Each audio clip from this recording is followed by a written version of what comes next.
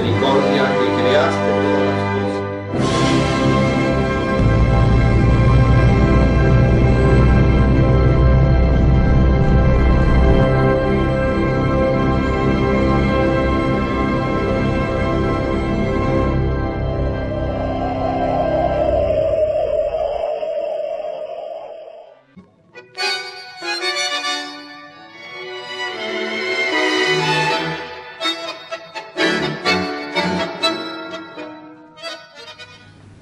En este bloque de huellas vamos a iniciar la charla a partir de una fotografía que seguramente ustedes están viendo en este momento, una fotografía que fue aportada recientemente en la campaña reciente del Archivo Gráfico y Museo Histórico, que ya Arturo nos va a contar cómo anduvo, ¿no? Es una foto muy significativa y que habla de toda una época y que nos va a permitir desandar fundamentalmente lo que es el clima político que se vivía en nuestra ciudad, en nuestra región, allá por mediados de la década del 30. Arturo, una foto muy significativa que el Archivo Gráfico y Museo Histórico recibió en esta campaña reciente que hemos realizado y que ha tenido una gran repercusión. Sí, esta fotografía fue donada por Vilma Franco de Ballarino y Alicia Ballarino, y es una foto que muestra a un grupo de partidarios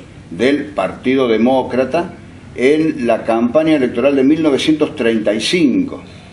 Pero no es... Para la gobernación. Para la gobernación de la provincia de Córdoba. Y no es una foto de San Francisco, sino que esa gente que está agrupada en esa estación ferroviaria muy chica, está en Monterredondo, que es un poco al sur acá de San Francisco, o sea que se supone, ¿no es cierto?, es toda gente de los campos de la zona, partidarios de los demócratas. Lo primero que llama la atención es que es una cantidad importante de claro, gente. Y con la presencia de chicos también, exactamente. Son familias las que han ido a esa estación de trenes para esperar a los candidatos del Partido ¿Queda algún resto de esta estación de tren en Monterrey? Está muy destruida en este momento, ¿no es cierto? Abandonada. Está muy abandonada. Claro. Si bien en las localidades que son más importantes, es la línea que va desde San Francisco a Villa María. Está recuperada las estaciones. Recuperada por los municipios, claro, para espacios comunes, digamos. Para espacios, claro, espacios culturales generalmente. Está deteriorada la de Monterredondo y también parcialmente deteriorada la de Quebracho Herrado. Bien, bueno, se pueden observar además del componente familiar que vos decís, muchas banderas y bueno, evidentemente están a la espera de la llegada de algún candidato. Claro, o sea, se espera, lo que esperaban ahí es lo que se llamaba el tren fantasma. El candidato que era Aguirre Cámara, candidato a gobernador de la provincia, hacía los recorridos junto con el candidato a vicegobernador, que era Luis Alonso, en un tren. Eran distintos trenes, de acuerdo a la línea ferroviaria que ellos iban tomando, pero cuando ellos abordaban el tren y avanzaba ese tren de los demócratas, se lo llamaba el tren fantasma. La característica que tenía era que, como hubo algunas elecciones anticipadas en algunos lugares, y esa fue una elección muy reñida y muy violenta en algunos casos, señor, ¿cierto? Sí, señor. Y había ganado el radicalismo. Hay que tener en cuenta que el gobierno en ese momento era de Pedro Frías, que era gobernador demócrata. Claro. Y el radicalismo aspiraba a ser gobierno con la fórmula de Sabatini, Amadeo Sabatini, sí, y el doctor Alejandro Gallardo, que era de un hombre de la región. Claro, de Saturnino María Laspiur, claro, como candidato a vicegobernador, que en definitiva son los que ganan después la elección. Pero como te decía antes, hubo en algunos pueblos donde el radicalismo había ganado las intendencias, así que en esos pueblos especialmente, cuando llegaba el tren fantasma, tiraban tiros, o sea, iban armados. Iban armados. Eran tiros al aire, ¿no es cierto? Pero era una forma de llegar muy violenta, ¿no? O sea, que hoy no se permitiría, supongo, ¿no es cierto? No, pero esa era la característica con la que llegaba. Claro, de ninguna manera se permitiría porque no está permitido portar armas hoy en la actualidad. Exactamente, pero en aquel momento era común. Era común y muchos conflictos políticos se resolvían a los tiros, ¿no? Claro, precisamente en esta campaña electoral del año 1935, en la zona acá del departamento Río Primero, estuvo el acontecimiento trágico de Plaza de Mercedes, claro, donde muere, ¿no es cierto?, incluso el dirigente que era del radicalismo, Pedro Vivas. Hay un paraje yendo a Córdoba que es Pedro Vivas, en recordación de este dirigente radical muerto, en un enfrentamiento en las elecciones del año 1935 entre demócratas y radicales. Y se lo puede denominar un franco enfrentamiento a tiros en la calle, ¿no? Sí. Hay una película que está realizada en Córdoba, que es muy importante, muy interesante para verla, que se llama Hipólito, que precisamente está basada en esos hechos de la elección del año 35 en Plaza de Mercedes. Volviendo a la fotografía, bueno, tenemos un grupo importante de gentes, una estación y el tren fantasma. Era, el tren era un vehículo... Un coche especial y era habitual en este tipo de campañas. Claro, o sea, incluso... Las presidenciales y las de gobernación. También se hacían con trenes, porque era lo que iba llevando a los candidatos en una forma más rápida, como siempre hablamos, cuál era la facilidad que tenía el tren en aquella época. Claro. Y ese tren, al pasar luego desde venía de Villa María, hacía, Monterredondo, y terminaba llegando para hacer la campaña en San Francisco, o sea que esto ya es en noviembre del año 35, porque ahí es cuando se producen las elecciones. Acordate, nosotros habíamos hecho acá también una revisión de estas mismas elecciones en otra oportunidad, con la visita que el expresidente Marcelo Torcuato de Alvear había hecho en San Francisco con un acto radical muy grande, enorme, multitudinario, que se hizo frente al Banco de la Nación, con un desfile previo por las calles de la ciudad. Y él había tenido una recepción aquí en el centro, en lo que hoy es el centro cívico, que estaba en la estación de ferrocarril, una recepción extraordinaria. Claro, y ahí es donde ellos le dan el apoyo a Raúl Villafañe, que en definitiva también gana en San Francisco y era del Partido Radical. No obstante, a pesar de perder después en estas elecciones Aguirre Cámara, que tuvo una trayectoria muy dilatada como político, él fue 4 veces diputado nacional. Claro. Fue convencional constituyente incluso en el 58. O sea, es una persona que tuvo después toda una trayectoria política, que la comenzó muy joven. Aguirre Cámara era de Altagracia y él a los 17 años era secretario de la Municipalidad de Altagracia. Claro, arrancó de muy joven. De muy chico. Y a los 19 años era secretario de Hacienda en un gobierno demócrata de la provincia de Córdoba, a los 19 años. 19 años. Claro, hasta el punto que él deja su carrera de abogado para dedicarse a la política y recién se recibe de abogado cuando tenía 47 años. Mira vos, qué buen dato biográfico de Aguirre Cámara, un personaje relativamente conocido porque no llegó a la gobernación. Pero fue muy influyente siempre dentro del Partido Demócrata y ya te digo, 4 veces diputado nacional. O sea que un referente de los demócratas de Córdoba durante décadas. Sí, durante décadas. Arturo, otra cosa que llama la atención, nos la llamaba también en esas muestras fotográficas de la visita de Alvear a San Francisco, es la vestimenta, la indumentaria. Se vestían como para ir a una fiesta. Era una fiesta cívica de alguna manera para ellos, y te reitero, saco, corbata, los señores. Toda esta gente que vos ves en esa fotografía es seguramente gente de campos, porque Monterredondo nunca estuvo constituido tampoco como localidad, sino que es como una colonia. Claro. O sea, era una superficie grande de tierra donde había campos, gente que trabajaba. Y estos son colonos, esta es gente de campo que se vistió como para una fiesta en especial para recibir a su candidato en la estación de trenes, donde el tren paraba unos minutos, se decía el discurso. Desde el mismo tren. Y luego continuaban el viaje en la campaña proselitista, que ese año, fue mala para los demócratas, y donde el radicalismo consigue imponer su fórmula, que era la de Amadeo Sabatini, Alejandro Gallardo. Otro tema del que habla esta foto y lo que vos señalabas recién, la gente vivía en el campo. Claro. El campo estaba muy poblado. Absolutamente. ¿No es cierto? No se da las mismas circunstancias que ahora. Claro, donde la gente es propietaria del campo pero vive en las ciudades. Exactamente. O en los pueblos.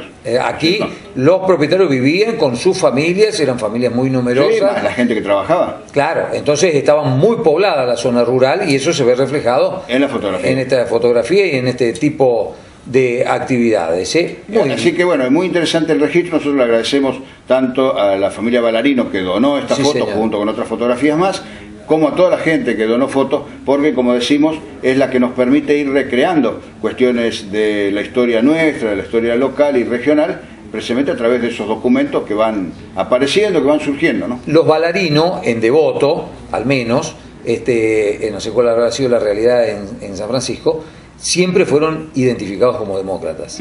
Eran familias identificadas con el Partido Demócrata, después con algún contacto con el peronismo según los tiempos, pero los Ballarino en Devoto pertenecían o eran identificados, eran referentes del Partido Demócrata. ¿No? Claro, el no sé Partido si tendrá algo que ver al con... quedar, ¿no es cierto?, después del año, acá estamos hablando del año 35, pero después del año 46 en adelante, donde ya surge el Partido Peronista, primero el laborismo y luego el peronismo, mucha gente, tanto del radicalismo como del Partido Demócrata, van también al nuevo partido que era el peronismo. Ahora, en los albores de la democracia, en mi caso, cuando yo empezaba a militar en política, el Partido Demócrata tenía alguna presencia todavía, como Partido Demócrata, claro, y formaba parte de Alianza, ¿no es cierto? Después fue la UCD. Claro, UCD, la Unión de Centro Democrático, y otro lado la Unión de Centro Demócrata, de acuerdo en la provincia donde estaba. De hecho, dentro del gobierno de Carlos Menem, la UCD, o la Unión de Centro Democrática, tuvo un rol protagónico importantísimo. Es más, hasta las políticas que en las campañas electorales de la UCD, que eran liberales, se pregonaban, se aplicaron después en el gobierno justicialista de Carlos Menem. Arturo, interesantísimo el bloque de Huellas. Muchas gracias.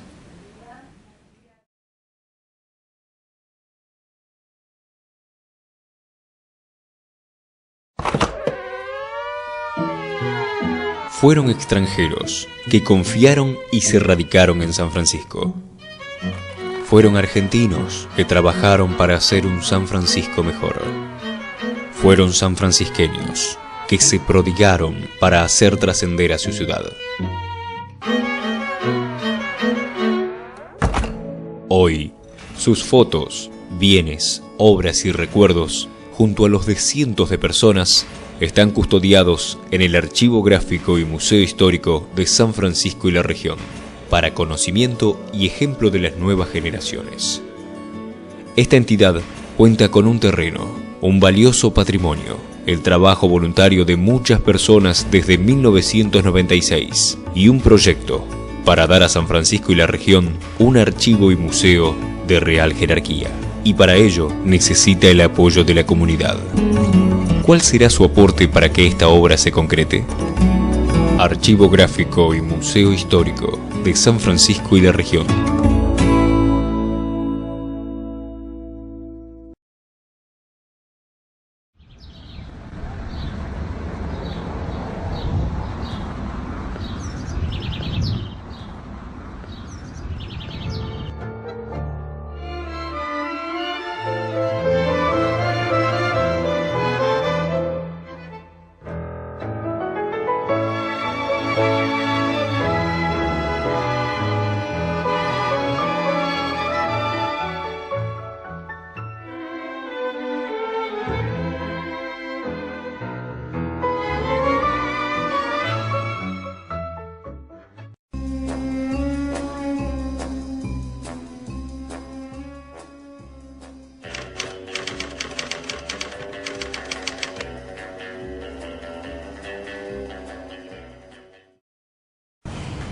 Vamos a tratar de explicar qué es la trama urbana. La trama urbana es la conformación de la ciudad como la vemos, lo que tenemos. Las ciudades normalmente crecen a partir de una manzana principal que alberga la plaza y los edificios significativos como la iglesia, la comuna, la policía, las escuelas, alrededor de esa plaza. No pasó lo mismo en la ciudad en la que vivimos. ¿Por qué? Porque nuestra ciudad no crece a partir de las reglas tradicionales, de las leyes de India, sino que crece a la vera de un hecho que se va produciendo, que es el ferrocarril. Recordemos que Plaza San Francisco es el lugar de emplazamiento original de la ciudad y el paso del ferrocarril hace que se desplace. Al desplazarse la ciudad sobre esta supermanzana donde se asienta el ferrocarril, crecen hacia un lado y hacia el otro la ciudad. El primer plano que tenemos testimonio de cómo está conformada la ciudad, el primer trazado, es el que se le atribuye al ingeniero Raimundo Cartier en 1894. Era un ingeniero francés que venía con la traza ferroviaria del Central Córdoba, que es el ferrocarril que pasa por 25 de Mayo, para que nos ubiquemos en la actualidad, y hace ese plano donde a partir de la manzana, de la supermanzana del ferrocarril, crecen dos ejes hacia el norte y hacia el sur, que es Avenida Libertador, cerradas o blanqueadas por dos plazas de 4 manzanas. Es decir, nuestra ciudad se conforma alrededor de la trama ferroviaria, pero tiene una característica muy particular. A partir del hecho ferroviario, su traslado, aparece dentro de la ciudad lo que es el centro cívico. El eje norte-sur se sigue manteniendo y se van dando anillos perimetrales que van determinando centro y periferias y que se van abriendo hacia el oeste con poco desplazamiento porque tenemos el otro límite geográfico, y hacia el oeste la ruta 158. Es importante saber que no todas las ciudades crecen del mismo modo. Algunas, como la nuestra, a partir del ferrocarril, otras a partir de accidentes geográficos y otras directamente con la implantación de la trama de las leyes de India.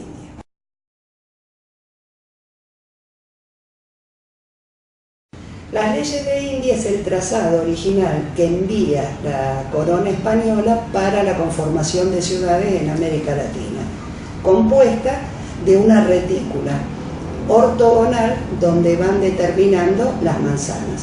Las calles son los ejes y las manzanas los llenos donde se conformaría la ciudad. Se dejan 4 manzanas como espacio central o a modo de plaza porque es el lugar de reuniones, es el lugar de castigo y es el lugar de premiaciones de la colonia. Es el lugar donde pasaba la actividad social. ¿Para qué es importante conocer estas historias? Para reconocer la ciudad que vivimos, para reconocer cuál es nuestra imagen, cómo somos urbanísticamente. Y nosotros creemos que nadie ama lo que no conoce.